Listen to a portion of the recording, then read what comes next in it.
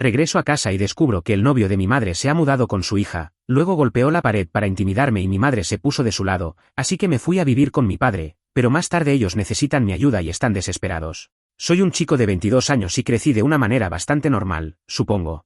Jugué fútbol americano en la secundaria, no era el mejor, pero me defendía. Era más un jugador defensivo, no el más rápido del campo, pero podía taclear bastante fuerte. El entrenador solía decir que tenía buenos instintos. Mi papá, de 46 años, me enseñó a pescar cuando tenía 9, y casi todos los veranos, antes del divorcio, salíamos de campamento. Esos viajes eran lo mejor. Cargábamos la vieja Chevy Tahoe con demasiadas cosas, conducíamos hasta el lago Meredith y pasábamos 3 o 4 días viviendo de lo que pescábamos, bueno, si contar una nevera llena de hot dogs y cerveza, refrescos para nosotros, los niños, es vivir de la naturaleza.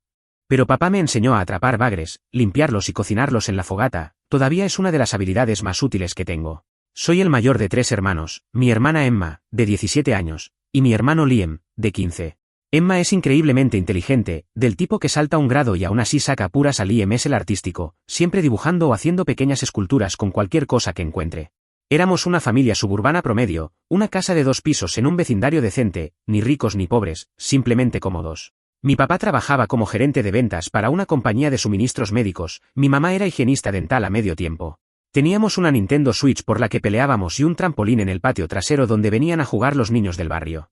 Todo cambió cuando mis padres se separaron cuando tenía 13 años. Todavía recuerdo la noche en que nos sentaron en la sala. Papá tenía lágrimas en los ojos, lo que me asustó porque nunca lo había visto llorar. Mamá solo parecía vacía.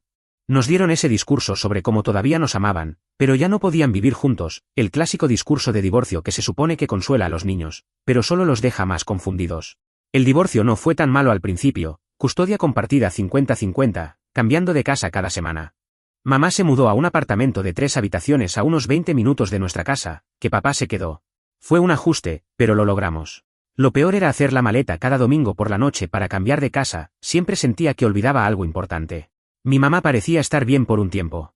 Nos llevaba al cine, trataba de hacer que el apartamento se sintiera acogedor con cojines decorativos y cosas así. Incluso comenzó a tomar clases en un colegio comunitario, decía que quería ser asistente dental en lugar de solo higienista. Luego conoció a Rick, de 47 años. Nunca olvidaré ese día. Llegamos para nuestro fin de semana habitual con mamá, y allí estaba ese tipo con su hija, Megan, ahora de 20 años, viviendo allí. Sin aviso previo, sin un oigan, chicos, estoy saliendo con alguien, simplemente, de repente teníamos una nueva familia. Rick era un hombre grande, medía como 1,90 metros, con una barba muy potente y tatuajes azulados y descoloridos en los antebrazos. Resultó que trabajaba como capataz en una fábrica. Tenía una forma de hablar muy fuerte, como si siempre tratara de hacerse oír por encima del ruido de las máquinas, incluso cuando estaba sentado a la mesa. Su hija, Megan, era callada, casi siempre se mantenía al margen. Tenía el hábito nervioso de enrollar un mechón de su cabello alrededor de su dedo cuando alguien le hablaba directamente. Al principio, Rick actuaba amable, los clásicos gestos de fase de luna de miel. Traía helado para todos o se ofrecía a ayudarme con la tarea de matemáticas, lo cual era una broma porque el tipo ni siquiera entendía los porcentajes. Pero solo tardó 3 semanas en mostrar su verdadera personalidad. Tenía el temperamento más corto que he visto en mi vida. Recuerdo volver a casa de papá después de ese primer fin de semana y él preguntó cómo había ido. Solo me encogí de hombros y dije, mamá tiene novio ahora y tiene una hija. Papá asintió y preguntó si quería hablar al respecto. No quise. Debí haber sabido que algo andaba mal por la rapidez con la que se mudaron juntos, una enorme señal de advertencia. La primera vez que vi a Rick perder el control fue por algo tan estúpido. Mi hermano dejó un vaso en la mesa de centro sin posavasos. Rick entró, lo vio y explotó. ¿Quién demonios dejó esto aquí?, y gritó, con las venas del cuello hinchadas como esos modelos 3D de anatomía. Cuando mi hermano admitió que había sido él, Rick golpeó la pared con tanta fuerza que hizo un agujero en el yeso. Mi hermano temblaba, solo tenía 10 años en ese momento. Mamá corrió desde la cocina, vio el agujero e inmediatamente intentó calmar a Rick. ¿Está bien, cariño? Es solo una marca, podemos lijarla. Ella ni siquiera se preocupó por mi hermano, que literalmente estaba temblando en una esquina del sofá. Recuerdo que le puse el brazo alrededor y le lancé una mirada fulminante a Rick, quien simplemente se fue murmurando algo sobre respetar las cosas de los demás. Y eso fue solo el comienzo. Las mejores jugadas de Rick incluían golpear una puerta hueca porque la cena no estaba lista a tiempo. Lanzar su teléfono al otro lado de la habitación porque su jefe lo llamó un sábado. Romper las baldosas del baño de un puñetazo porque alguien usó su toalla. Patear el plato de comida del perro porque estaba en su camino. Estrellar un control de PlayStation contra la pantalla de la televisión cuando su equipo perdió. Partir un palo de escoba sobre su rodilla porque el recogedor no funcionaba bien. Aplastar una lata de cerveza vacía con tanta fuerza que se cortó la mano y luego golpear el refrigerador porque estaba sangrando. Cada vez era como ver explotar una bomba. Su cara se ponía roja, empezando desde el cuello y subiendo. Los ojos se le abrían mucho, y siempre había un momento de calma inquietante justo antes de que explotara. Aprendimos a leer las señales y desaparecer antes de que estallara. Lo peor era como mi mamá simplemente limpiaba el desastre después de cada arrebato, parchaba las paredes, cambiaba las puertas, y siempre tenía una excusa para él. Rick solo es apasionado. Tuvo una infancia difícil. O mi favorita, está bajo mucha presión en el trabajo. Como si eso justificara aterrorizar a 3 niños que ya estaban lidiando con el divorcio de sus padres. Pero lo más absurdo era como Rick quería que lo llamáramos papá y le mostráramos respeto. Una vez, me referí a mi verdadero padre como papá delante de él, y Rick se puso en mi cara diciendo, yo pongo la comida en tu mesa y un techo sobre tu cabeza. Ahora yo soy el hombre de esta casa. Quise decirle que técnicamente era el apartamento de mi mamá donde todos vivíamos y que mi papá pagaba la manutención que probablemente cubría la mayoría de la comida, pero sabía que no valía la pena discutir. Esa fue una lección que aprendimos rápido, no discutas con Rick si no quieres ver algo romperse. Mis hermanos y yo desarrollamos un sistema de comunicación silencioso entre nosotros. Una mirada significaba, Rick está a punto de explotar, vete a tu cuarto. Otra quería decir, distráelo mientras ayudo a Emma a alejarse. Nos convertimos en un equipo muy unido, cuidándonos mutuamente porque sentíamos que mi mamá ya no estaba ahí para nosotros. Durante esos años, empecé a ir al gimnasio todos los días, en parte para estar fuera de casa y en parte porque quería ser lo suficientemente fuerte como para protegerme a mí y a mis hermanos si llegaba el momento. Rick era más grande que yo, pero cada mes me volvía más fuerte. El gimnasio local se convirtió en mi refugio. A veces incluso llevaba a Emma y a Liam para darles un respiro de la tensión en casa. Había un entrenador llamado Miguel que notó que siempre estaba ahí. Empezó a darme consejos, me enseñó la forma correcta de hacer ejercicios y, eventualmente, me ofreció entrenarme gratis a cambio de que le ayudara a limpiar el gimnasio después de las horas de cierre. Miguel se convirtió en una especie de mentor para mí durante esos años oscuros. Él también había pasado por cosas difíciles cuando era niño, y parecía entender lo que estaba viviendo sin que tuviera que explicarle mucho. Para mi segundo año de preparatoria, ya podía levantar 225 libras en press de banca, hacer sentadillas con 315 libras y Miguel incluso me enseñó los fundamentos del boxeo. No quería ser el próximo campeón de la UFC ni nada por el estilo, solo quería ser lo suficientemente fuerte como para que Rick pensara 2 veces antes de intentar algo físico con nosotros. Rick se dio cuenta del cambio en mi físico y empezó a hacer comentarios como, «Te estás poniendo grande, fortachón», o «¿Qué estás tratando de probar con todos esos músculos?». Yo nunca respondía, solo lo miraba fijamente hasta que él apartaba la mirada primero. Mientras tanto, mi mamá se volvía cada vez más distante. Era como si estuviera desapareciendo poco a poco, convirtiéndose en una sombra de sí misma que solo giraba alrededor de Rick, anticipando sus necesidades y estados de ánimo. Dejó de tomar las clases en la universidad comunitaria, dejó de salir con sus amigas, dejó de preguntarnos sobre la escuela o nuestras vidas. Todo giraba en torno a mantener a Rick contento y evitar conflictos.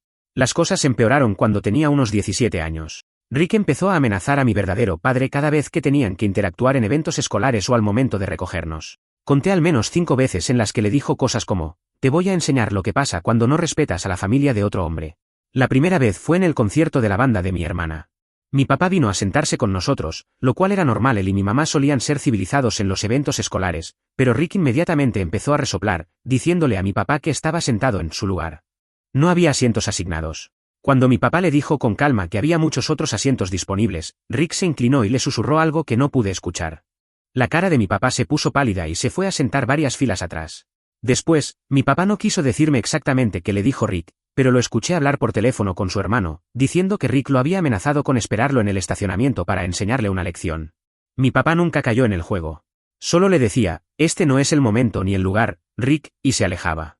Eso enfurecía aún más a Rick porque no lograba obtener la reacción que quería. Años después descubrí que papá había estado documentando cada amenaza, cada incidente, creando un expediente para cuando finalmente solicitara la custodia. Las amenazas fueron escalando. En una reunión de padres y maestros, Rick empujó a papá accidentalmente con suficiente fuerza como para derramar café sobre su camisa. En un partido de fútbol, Rick les dijo a otros padres, en voz alta, que mi papá era un inútil que no pagaba suficiente manutención, lo cual era una mentira total. En una ocasión, incluso siguió a papá hasta su auto y le dijo que sabía dónde vivía y a qué hora salía para el trabajo cada mañana. A pesar de todo, papá mantuvo la calma. Nunca reaccionó, nunca le dio a Rick la satisfacción de verlo perder el control. En ese momento no lo entendía, pensaba que tal vez papá tenía miedo de Rick. No fue hasta mucho después que entendí que él estaba jugando a largo plazo, dejando que Rick se cavara su propia tumba. Mientras todo esto sucedía, las cosas en casa de mamá empeoraban. Rick comenzó a beber más, no solo cervezas después del trabajo, sino también licor fuerte durante la cena. Se tomaba medio litro de Jack Daniels entre semana y luego buscaba cualquier motivo para enojarse. Un fin de semana, Rick se enojó porque mi hermana estaba enviando mensajes durante la cena. Le quitó el teléfono y lo tiró contra la pared, rompiéndolo. Cuando me levanté y le pedí que se calmara, se acercó a mí, me empujó con el pecho y me desafió a hacer algo al respecto. Recuerdo sentir su aliento caliente en mi cara, el olor a cerveza, y ver la expresión aterrada de mi mamá detrás de él. Yo ya medía 1,80 metros y pesaba 82 kilos por todo el ejercicio que hacía, y por un momento casi le pego. Cada fibra de mi ser quería darle un golpe en esa cara tan arrogante. Pero sabía que, si lo hacía, yo sería el que tendría problemas. Rick llamaría a la policía, diría que lo agredí y terminaríamos aún más atrapados en esta pesadilla. Así que hice lo más difícil que he hecho en mi vida, me controlé. En vez de eso, le dije, toca a mi hermana otra vez y te vas a arrepentir. Luego tomé a mis hermanos y salimos. Llamamos a papá, quien vino inmediatamente y nos llevó a su casa.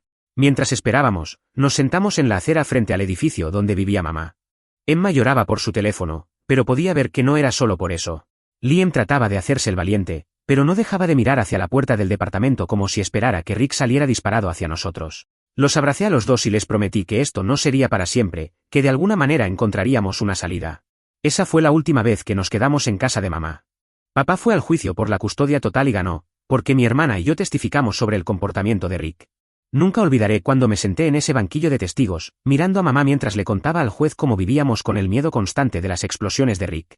Mamá ni siquiera me miraba, solo miraba sus manos todo el tiempo. El juez sugirió que Rick fuera a terapia para controlar su ira, lo cual por supuesto rechazó. No tengo un problema de ira, dijo en el juicio. Tengo un problema con los hijos despectivos que no aprecian lo que hago por ellos. La cara del juez cuando dijo eso. Fue como ver a alguien entregando la pistola humeante en su propio juicio por asesinato. El tribunal decidió que papá tendría la custodia total. Mamá solo podría ver a mis hermanos menores una vez a la semana, pero solo en lugares públicos como restaurantes o parques, nunca en su casa donde podría estar Rick.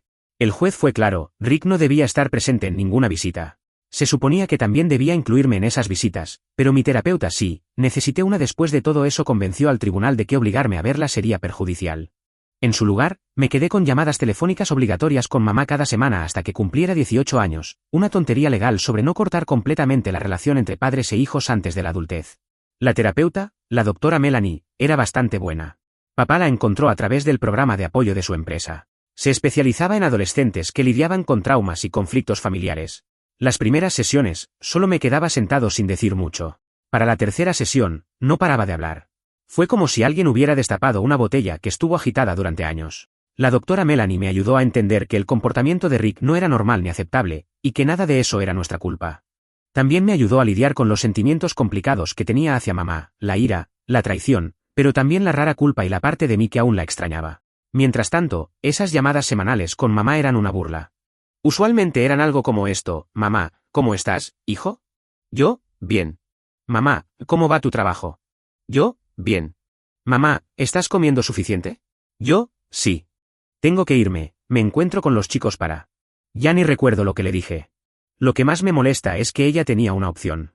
La confronté una vez, diciéndole que perdió a sus 3 hijos por Rick. ¿Y sabes qué me dijo? Que Megan la necesitaba porque no tenía a nadie más, como si nosotros no necesitáramos a nuestra madre. Como si su hija fuera más importante que sus propios 3 hijos. Y mira, entiendo que Megan lo haya pasado mal, su mamá murió de cáncer cuando era joven y creció con el temperamento de Rick, pero ese no era nuestro problema. Mamá eligió priorizar ser madrastra de Megan por encima de ser mamá para nosotros. Corté todo contacto con Megan. No es su culpa que su papá sea un idiota, pero no somos familia. No voy a hacer de cuenta que somos hermanos porque nuestros padres tomaron malas decisiones. Al principio, adaptarme a vivir a tiempo completo con papá fue raro. Tuvo que aprender a hacer todo lo que mamá solía manejar, la lavandería, cocinar para 3 hijos, ayudar a Emma con sus problemas de menstruación, incómodo, pero lo intentó, asegurarse de que fuéramos a las citas médicas. Pero papá realmente dio un paso al frente, incluso aceptó una reducción de puesto en el trabajo para poder estar más tiempo en casa con nosotros. Su casa se convirtió en nuestro hogar rápidamente. Cada uno tenía su propio espacio. Yo compartía cuarto con Liam, pero papá convirtió parte del garaje en una cueva para adolescentes donde podíamos juntarnos con amigos o simplemente alejarnos de los demás cuando lo necesitábamos. Emma tenía su propio cuarto, ya que era la única chica. Durante los primeros meses, todos teníamos pesadillas sobre Rick. A veces, Liam despertaba gritando. Papá entraba, se sentaba al borde de la cama y simplemente estaba allí hasta que volvíamos a dormir. Nunca nos presionaba para hablar de ello si no queríamos, pero siempre dejaba claro que estaba dispuesto a escuchar si decidíamos hacerlo. La Navidad de ese primer año fue difícil. Mamá seguía enviando mensajes queriendo vernos, que fuéramos a su casa a cenar, a intercambiar regalos. Papá nos dejó decidir, y todos decidimos quedarnos en casa. Le enviamos regalos por correo, nada para Rick, obviamente, y ella hizo lo mismo. Fue extraño abrir regalos de alguien que cada vez nos parecía más un extraño. Papá empezó a salir de nuevo un año después de obtener la custodia. Fue muy cuidadoso con ello, nunca traía a nadie a casa hasta haber salido con la persona al menos un mes, siempre los presentaba como mi amiga en lugar de mi novia. Nos dejó claro que éramos su prioridad, y si alguien no respetaba eso, se iba. Claire llegó a nuestras vidas cuando tenía 19 años. Ella es enfermera, divorciada, sin hijos propios. La primera vez que papá la trajo a casa para cenar, ella trajo galletas caseras de chispas de chocolate y un juego de mesa. No intentó hacer demasiado, no actuó interesada de manera falsa en nuestras vidas, solo parecía realmente buena onda. Cuando Liam mencionó que tenía problemas con un proyecto de ciencias, ella le dio algunas sugerencias sin hacerse cargo del asunto. Ella y Emma se hicieron amigas rápidamente, viendo una serie de Netflix que ambas disfrutaban. Se casaron el año pasado en una pequeña ceremonia en el jardín. Claire se mudó a nuestra casa, trayendo a su gato Jasper, quien, por alguna razón, se lleva bien con el perro de la familia, Max. Ella nunca ha intentado reemplazar a mamá, solo ser una adulta que nos apoya. La diferencia entre ella y Rick no podría ser más evidente. Avancemos a ahora, estoy trabajando como entrenador personal en un gimnasio local. No estoy ganando una fortuna ni nada por el estilo, pero me va bien. Miguel me consiguió el trabajo después de que me gradué de la secundaria. No quería ir a la universidad de inmediato, necesitaba tiempo para saber qué quería realmente hacer, en lugar de lo que pensaba que debía hacer. He estado tomando algunos cursos de negocios en la universidad comunitaria por las noches, pensando que tal vez algún día abriré mi propio gimnasio. Ahora tengo mi propio departamento, no es nada lujoso, pero es mío. Es un departamento de una habitación en una zona decente de la ciudad, lo suficientemente cerca del gimnasio como para correr allí en mis entrenamientos mañaneros. Tengo un pastor alemán de 34 kilos llamado Diesel, que es muy protector pero tierno con los niños. Lo encontré en un evento de adopción hace 2 años, alguien lo abandonó porque creció demasiado. Su pérdida. Es el mejor compañero de cuarto que podría pedir, aunque siempre me quite la cama. El departamento no tiene nada de especial, muebles básicos, la mayoría de segunda mano, excepto por mi cama. Me gasté un poco más en un buen colchón porque mi espalda queda destrozada por el entrenamiento. Tengo una televisión decente para ver peleas, un pequeño patio donde hago parrilladas cuando el clima está bueno, y una barra de dominadas en cada puerta. No es nada lujoso, pero está libre de drama, que es lo que más me importa. Salir con chicas ha sido de todo.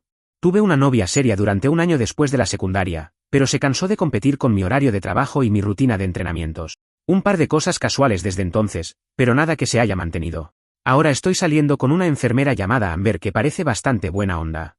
La conocí en el gimnasio, vino por una sesión gratis de entrenamiento y nos llevamos bien. Llevamos 3 meses saliendo. Ella entiende el horario loco porque el suyo también es complicado con los turnos del hospital. Además, le parece sexy lo de las peleas, así que eso es un plus. Mi hermano está siguiendo mis pasos con el tema del gimnasio. El chico se está poniendo fuerte para su edad, no está tan metido en el aspecto de las peleas, pero ha tomado mucho el levantamiento de pesas, ya levanta más que muchos hombres el doble de su edad. Mi hermana está más metida en cosas académicas, pero le enseñé algunos movimientos de defensa personal. Nadie la va a intimidar como lo hizo Rick. Ella está hablando de programas premédicos para la universidad, tiene las calificaciones para una beca. Papá está genial, se volvió a casar con Claire, quien realmente nos trata con respeto. No intenta ser nuestra mamá, solo es una adulta cool que realmente se preocupa por nosotros. Están hablando de quizás adoptar algunos niños más adelante, lo cual creo que les haría bien a los dos. Mamá y Rick siguen juntos de alguna manera. Siguen siendo tóxicos, según me cuentan mis hermanos. Siguen aislando a todos los que los rodean. Las visitas de mamá con mis hermanos se han reducido aún más porque seguía tratando de colar a Rick en el panorama. Emma me contó que una vez mamá organizó una cita para verlos en un restaurante, y casualmente, Rick estaba comiendo en el mismo lugar. Al juez no le gustó mucho esa jugada. Lo raro es que, ya no odio a mamá. Simplemente, no siento nada por ella. Es como si fuera alguien que solía conocer, como un maestro de la primaria que recuerdas, pero no piensas mucho en él. Las llamadas semanales se sienten como una tarea, como sacar la basura o hacer papeleo de impuestos. Rick, ese tipo lo sigo odiando con cada fibra de mi ser. Probablemente siempre lo haga. No es un odio activo y ardiente, más bien es como un reconocimiento tranquilo de que el mundo sería un lugar mejor sin personas como él. El viernes pasado, estaba con unos amigos viendo el partido cuando sonó mi teléfono. Era mamá, lo que me pareció raro porque nuestra llamada programada no era hasta el domingo. Casi no contesto, pero algo en mi intuición me dijo que podría ser importante. Jason se desmayó, me dijo, toda angustiada. Me tomó un segundo darme cuenta de que hablaba de Rick. Siempre usa su primer nombre como si debería saber exactamente de quién está hablando, como si fuéramos una gran familia feliz en la que todos nos llamamos por nuestros nombres de pila. ¿Quién? Oh, Rick, ¿qué pasó?, pregunté, poniendo el televisor en silencio y saliendo al balcón. Estaba llorando, su voz temblaba. Estaba sentado viendo televisión, luego se agarró el pecho y se cayó. La ambulancia lo llevó a Memorial. Creen que puede ser su corazón. Estoy en el hospital ahora, pero estoy tan preocupada. Por un segundo, sentí un poquito de pena por ella, no por él. La verdad no me importaba si Rick vivía o moría, pero mamá sonaba realmente aterrada. Ese sentimiento se evaporó al instante con lo que dijo después. Necesito que vengas a quedarte con Megan en la casa. No puedo dejarla sola, y yo necesito estar en el hospital. Me reí. De verdad me reí. ¿Quieres que cuide a la chica que preferiste sobre tus propios hijos? Que se vaya al diablo, mamá. Y colgué. Mis amigos me preguntaron qué pasaba cuando regresé. Les conté lo sucedido, y todos estuvieron de acuerdo en que tomé la decisión correcta. Volvimos a ver el partido, pero no podía concentrarme, no porque me sintiera culpable, sino porque me molestaba que tuviera el descaro de pedirme un favor así. Ella me llamó una hora después con un plan B. Ahora quería dejar a Megan en mi casa. Estás bromeando, le dije. Megan tiene ¿qué, 20 años ahora? Es una adulta que puede quedarse sola. Y aunque no pudiera, ese no es mi problema. Está muy angustiada, suplicó mamá. No debería estar sola en este momento. Y eso es mi problema, ¿por qué? Porque somos familia, dijo, como si eso tuviera algún peso. No, mamá.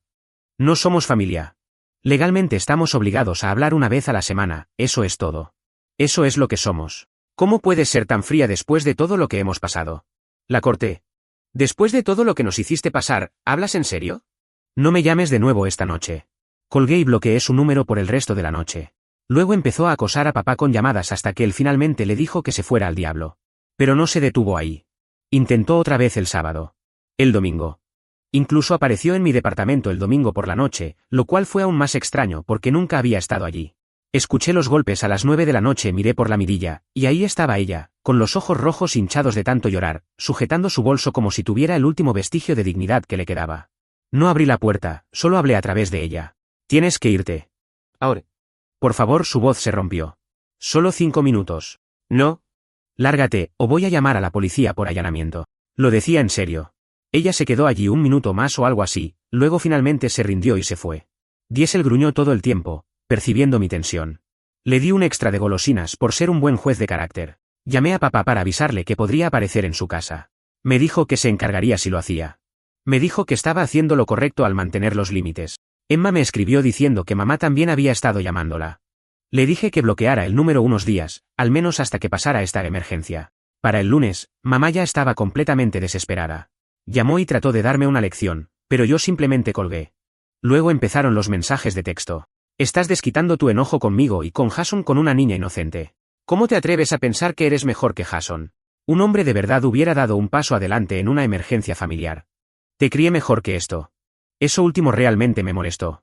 Respondí, no me criaste en absoluto. En los últimos 5 años, un juez decidió literalmente que no eras apta para hacerlo.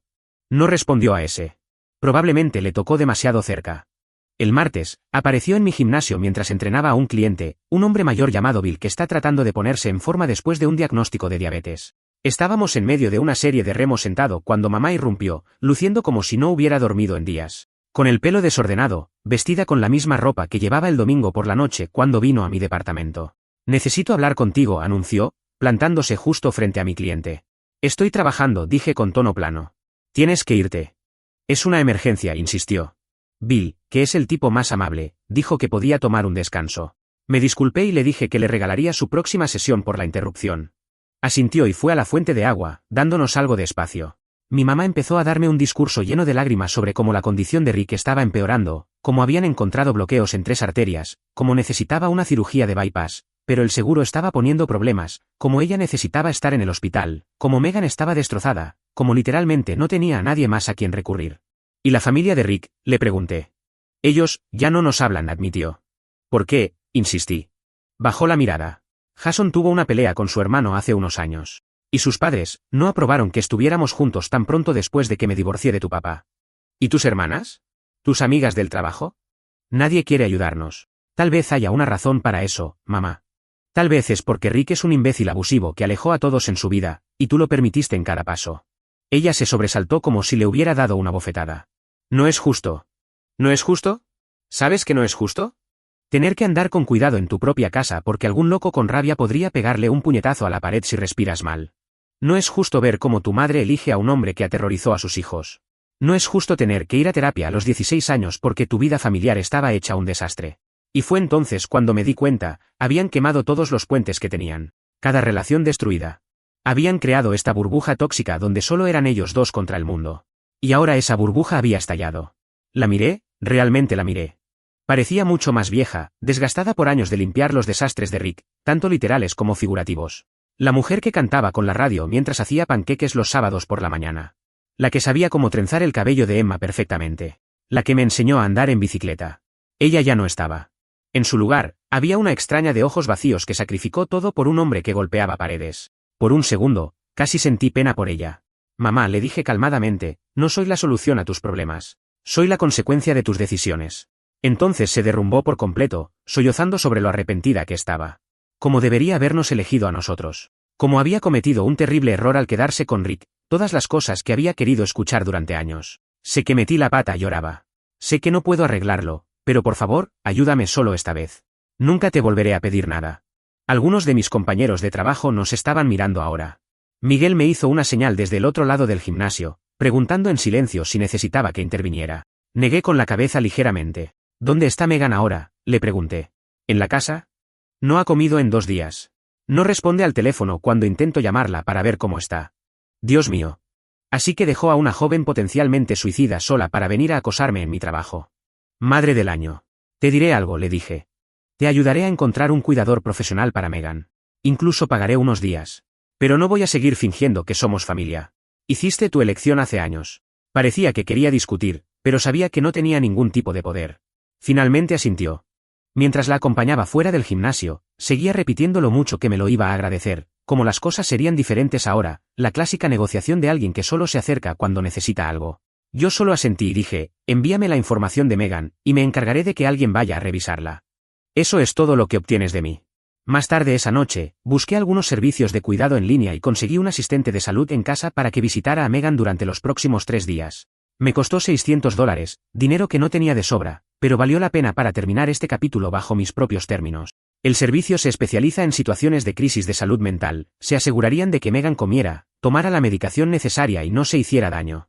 Eso era más que suficiente. No lo hice por mamá. Lo hice porque, no importaba cómo me sintiera respecto a Rick, mamá o toda la situación, Megan era solo un daño colateral en todo esto, igual que yo y mis hermanos lo fuimos. La diferencia era que ella no tenía un padre que la rescatara. Al día siguiente, mi mamá me mandó un mensaje, la señora que enviaste es muy amable. Gracias. No respondí.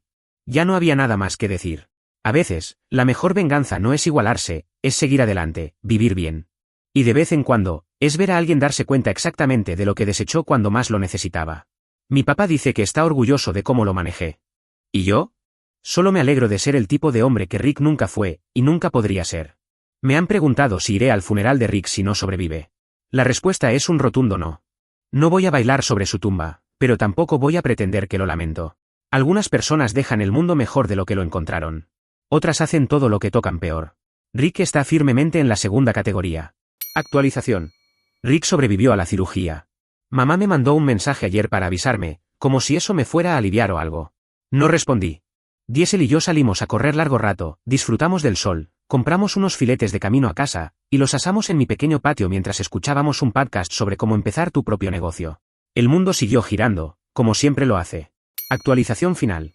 Un amigo me envió una captura de pantalla de Facebook mostrando que mamá había publicado una actualización dramática de gracias a Dios, está saliendo del hospital, con el hashtag la familia es todo, que me dio ganas de vomitar. Supongo que algunas personas nunca aprenden. La bloqueé en todas las redes sociales, borré su número de mi teléfono y decidí que las llamadas semanales ahora serán correos electrónicos mensuales. Mi tiempo es demasiado valioso para desperdiciarlo con personas que no lo merecen.